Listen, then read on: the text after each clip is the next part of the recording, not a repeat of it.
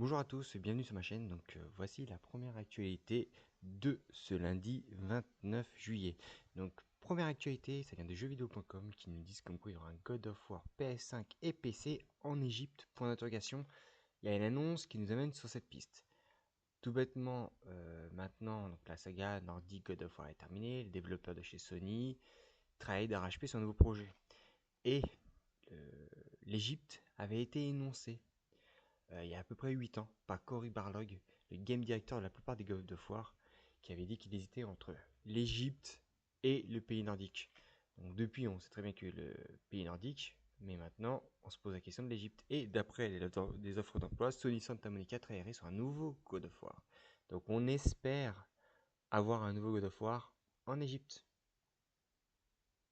Deuxième actualité, Microsoft, votre smartphone Android et Windows 11 ne feront plus qu'un avec cette mise à jour.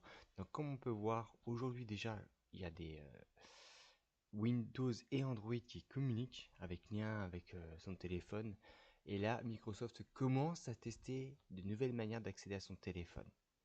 Donc il y a des fonctions réservées aux appareils Android. Comme là, on peut le voir, directement avoir accès à notre téléphone dans la barre de fichiers ou de documents autres, on peut accéder comme un disque dur.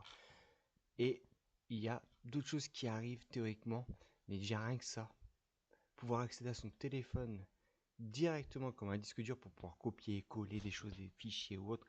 Franchement, là ils sont en train de faire un peu du Apple, mais Windows, moi je suis Windows aujourd'hui avec Android et je trouve ça très très intéressant.